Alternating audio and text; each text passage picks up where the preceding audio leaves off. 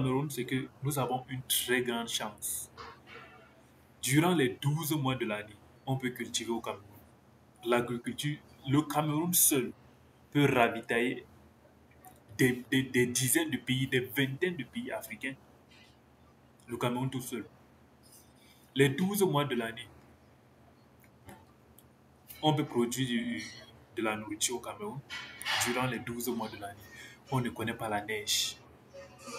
On ne connaît pas l'hiver, les trucs bizarres. Il n'y a pas ça au Cameroun. Ce qui fait que si les conditions étaient réunies, c'est que le Camerounais ne compterait même pas, n'attendrait même pas le discours du chef de l'État pour se lancer dans l'agriculture. D'autres centres sont en cours de construction dans plusieurs localités du pays.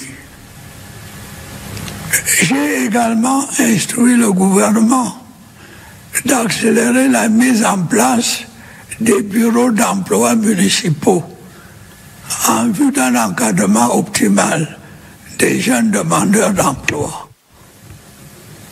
Parallèlement, le nombre d'apprenants dans les centres de formation professionnelle d'excellence a connu une augmentation substantielle suite à la réduction des frais de scolarité dans ces établissements. Mes chers jeunes compatriotes, le chômage des jeunes est un phénomène qui n'épargne aucun pays. Des efforts méritoires sont consentis pour le résorber. J'ai à cet égard prescrit au gouvernement de mettre en place un cadre réglementaire régissant l'aide à l'embauche des primo-demandeurs d'emploi. Ces dispositifs visent à mieux accompagner les jeunes n'ayant jamais eu d'activité professionnelle dans la recherche de leur premier emploi. C'est dans cette perspective que s'inscrit également l'élaboration du répertoire national des emplois, métiers et professions. Il permettra de consolider, d'analyser et de diffuser les informations sur les opportunités d'emploi disponibles dans notre pays. Le gouvernement continuera par ailleurs de s'assurer que l'offre de formation est la plus adaptée aux besoins réels du marché du travail, afin d'éviter que de nombreux diplômés se retrouvent sans emploi. Plusieurs bourses ont ainsi été octroyées à des centaines de jeunes Camerounais au cours de l'année 2024. J'ai en outre prescrit au gouvernement d'impliquer le plus grand nombre de jeunes dans la préservation de l'environnement et la lutte contre le changement climatique. C'est le sens du programme de promotion des emplois verts en cours d'exécution. Il permettra à terme de créer plus de 10 000 emplois à travers des activités génératrices de revenus dans des domaines tels que l'assainissement, le recyclage des déchets ou l'agriculture biologique. Dans les semaines qui vont suivre, l'opération de contractualisation des personnels de santé que j'ai annoncée en fin d'année dernière sera lancée. Elle permettra de sortir de la précarité des milliers de jeunes diplômés du secteur de la santé et d'améliorer leurs conditions de vie. Comme vous pouvez le constater, l'État s'emploie à développer des stratégies et des outils pour résorber le chômage des jeunes. Plusieurs administrations sont mobilisées à cet effet et d'importants moyens financiers sont chaque année consacrés à l'atteinte de cet objectif. Croyez-moi, il ne peut y avoir de répit dans le combat que je mène depuis des années contre le chômage, en particulier celui des jeunes.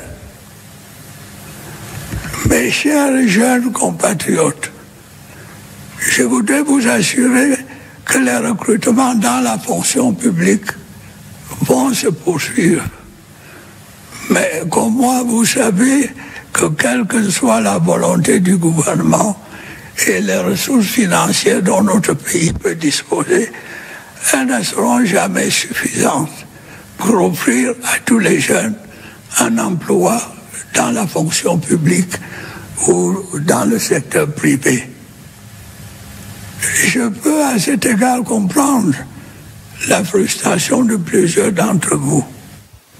Je regrette hélas qu'elle pousse un certain nombre à prendre les chemins de travers et à s'éloigner des valeurs morales. D'autres, en désespoir de cause, choisissent les voies obscures et incertaines de l'immigration clandestine, dont l'issue, nous le savons tous, est plus souvent fatale. Pourtant, l'emploi salarié, et vous le savez, n'est pas le seul moyen d'insertion dans le marché du travail. Il existe d'autres voies. Je vous exhorte une fois de plus à saisir les opportunités qu'offrent les domaines tels que l'agriculture ou l'élevage. Le parcours de Samuel Tony Obama Ikwe, qui a créé une industrie agricole, ou encore du jeune Tata Bakari, aujourd'hui à la tête d'un important complexe fermier, devrait vous inspirer. Je voudrais vous rappeler que vous êtes sans doute la génération la plus imprégnée de technologie. Servez-vous donc des atouts qu'offre le numérique pour développer l'auto-emploi et relever les défis de votre époque. Je souhaite également vous encourager à intégrer le programme de réarmement moral, civique et entrepreneurial que le gouvernement a mis en place pour renforcer votre participation citoyenne. Mes chers jeunes compatriotes, je comprends votre souhait légitime de voir vos rêves se réaliser et vos conditions de vie s'améliorer. Il est tout à fait naturel que vous attendiez du gouvernement des solutions appropriées aux préoccupations qui vous concernent et qui sont essentielles à votre épanouissement. Cette année encore se tiendront dans notre pays d'importantes échéances électorales. Ce sera l'occasion pour ceux d'entre vous qui remplissent les conditions légales d'exercer librement leurs devoirs citoyens. Il vous appartiendra, le moment venu, de faire votre choix en toute responsabilité, dans le calme et la sérénité. Je vous demande donc de ne pas prêter l'oreille aux sirènes du chaos que font retentir certains irresponsables. Ne les laissez pas se servir de vous pour assouvir leur dessein pernicieux, à savoir créer le désordre dans notre cher et beau pays. Ne vous laissez pas non plus endormir par les promesses fallacieuses et pour la plupart irréalisables qu'ils essaient de vous vendre. Pour ma part, j'ai pu vous assurer que je continuerai d'être à vos côtés pour relever les défis auxquels vous êtes confrontés.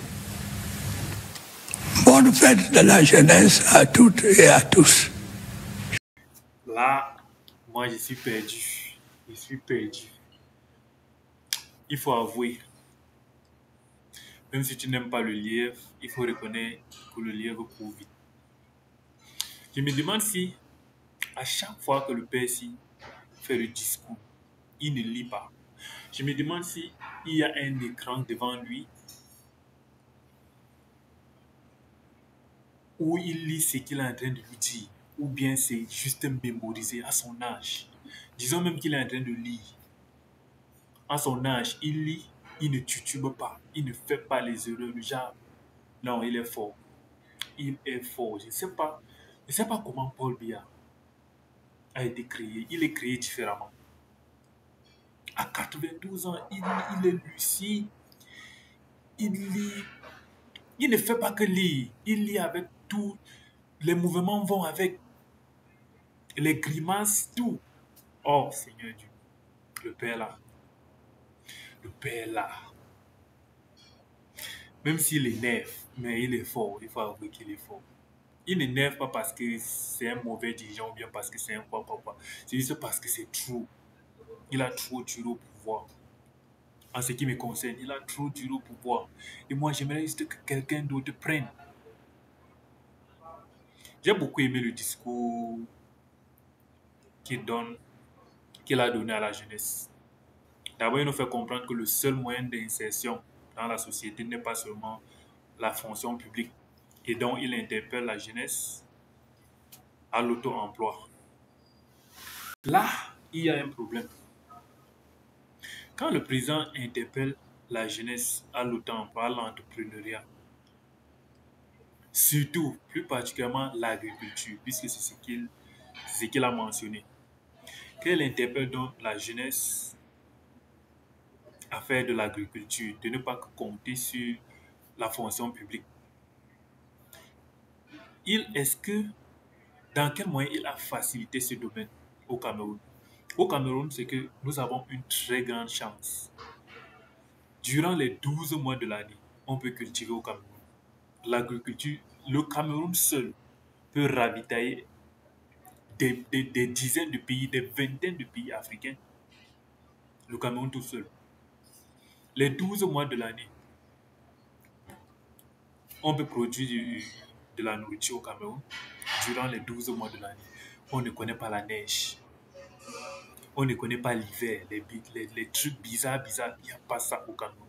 Ce qui fait que si les conditions étaient réunies, c'est que le Camerounais ne compterait même pas, n'attendrait même pas le discours du chef de l'État pour se lancer dans l'agriculture. Je me demande donc, dans quel moyen il a donc facilité l'agriculture pour les jeunes qui veulent s'y lancer. Prenons l'exemple de mon village, là-bas à Malantoine. Il y a les terres gratuitement, surtout à Manjouam, chez mon grand-père. Il y a les terres gratuitement pour tous ceux qui veulent faire de l'agriculture. Mais tu ne peux pas faire l'agriculture comme tu veux. Vous savez combien coûtent les machines, les tracteurs. C'est-à-dire que quelqu'un ne peut pas se lever comme ça seul. Il faut être multimillionnaire. Quelqu'un ne peut pas se lever seul, il peut acheter des tracteurs. Non.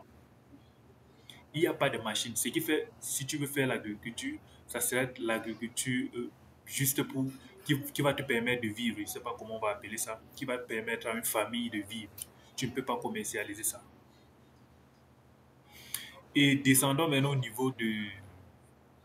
Ça veut dire qu'ils vont utiliser les trucs archaïques, les matériaux archaïques comme la houe, les machettes. Il n'y a pas de tracteur et tout.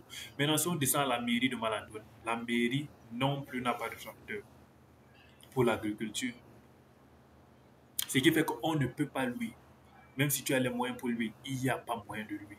Donc, si tu veux louer des machines, il faut peut-être aller à l'ouest et déplacer. Combien ça va coûter pour un paysan? Et déplacer les trucs comme ça dans les villages. C'est ça dont je me demande quels sont les moyens que l'État a mis pour que les jeunes puissent s'insérer dans l'agriculture. Ce sont des choses comme ça que l'État pouvait dire dans chaque arrondissement, on met des tracteurs. Disons même pas que ce n'est pas gratuit pour les jeunes. Où les gens peuvent louer, les gens qui veulent faire de l'agriculture. On met des tracteurs que les gens peuvent louer et faire leur agriculture. Sinon, moi, j'ai beaucoup apprécié le discours du chef de l'État. Et toujours, lancer les pics. L'autre là, c'est... Le père là est trop fort. Il ne peut pas faire un discours comme ça sans lancer quelque chose qui va faire bouger. Alors, c'était juste une petite réaction sur le discours du chef de l'État. Dites-moi ce que vous avez pensé et dites-moi comment vous avez trouvé son discours. Qu'est-ce qui vous a intéressé le plus dans son discours? Ceci étant dit, les amis, à la prochaine.